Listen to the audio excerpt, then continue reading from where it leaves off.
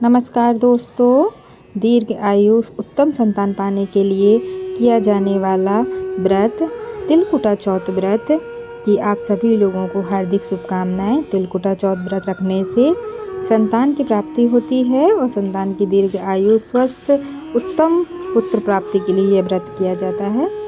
सकट चौथ की कहानी सुनने और पढ़ने से सभी तरीके की मनोकामनाएं पूर्ण होती हैं। इस दिन व्रत रखने वाली स्त्री को काले तिल और गुड़ का भोग लगाना पड़ता है गणेश जी को, और उसी से ही व्रत का पारण किया जाता है। शकरकंदी से पारण किया जाता है। चंद्रमा को अर्घ देकर पूजा कर ही व्रत को खोला जाता है।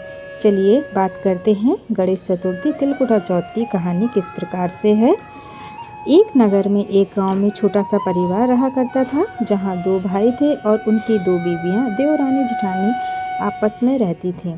जिसमें से जेठानी अत्यंत अमीर थी और पैसों में उसके पास कोई कमी नहीं थी, और जो देवरानी थी वह बहुत ही गरीब थी, बहुत दुखी रहा करती थी।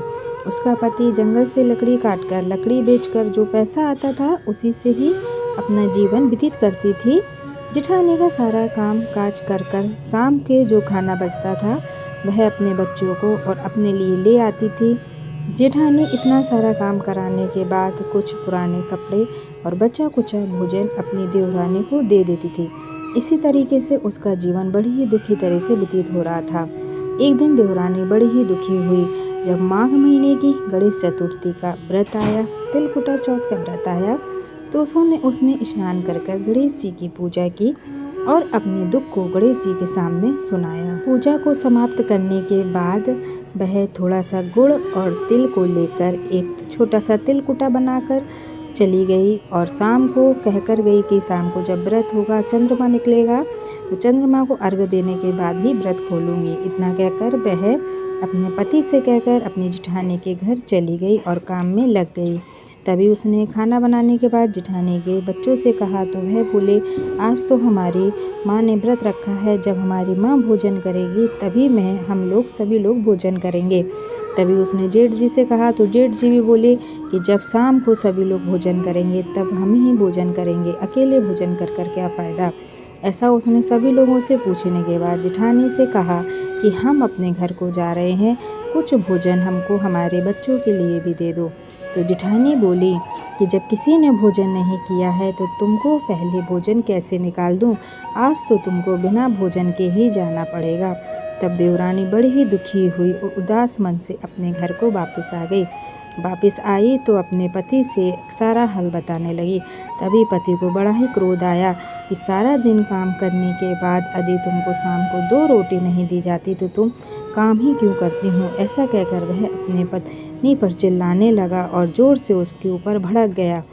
तभी देवरानी गणेश जी के सामने हाथ जोड़कर बैठी और बोली, हे प्रभु, हे गणेश जी भगवान, ऐसे हम अपने दुर्भाग्य को बहुत ही रो रहे हैं। हमारी किस्मत तो बहुत ही बुरी है, जिसके बच्चों को 2 वक्त की रोटी भी ना मिल सकें। हमारा नसीब बहुत ही खराब है।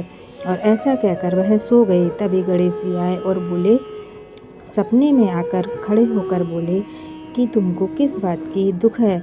बोली, क्या करूं, ना ही सुख है ना ही चैन है। और अपने दुखड़ा को वह गणेश जी के सामने जोर जोर से फूट कर रोने लगी। इतना कहकर गणेश जी बोले, मुझे भूख लग रही है। तब वह बोली, मेरे यहाँ तो बच्चों के लिए भी खाने को कुछ नहीं है।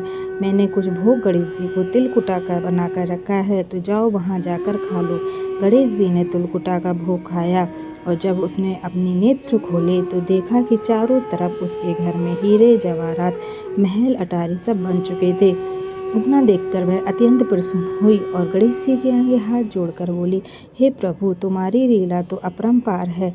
जो भी माघ महीने की चौथ का व्रत किया करेगा उसके सभी दुख दूर करेंगे गणपति जी, उसकी सभी तरीके से रक्षा करेंगे और उसके घर में कभी भी किसी भी चीज़ की कमी नहीं होने देंगे। जिस तरीके से गणेश भगवान ने उसकी रक्षा की, उसी प्रकार से हर स्त्री को व्रत रखने वाले की सभी तरीके की इच्छाएं पूरी करें। और वीडियो अच्छी लगी हो तो लाइक करिएगा, चैनल को सब्सक्राइब करके कमेंट में श्री गणेशाय नमः अवश्य लिखिएगा।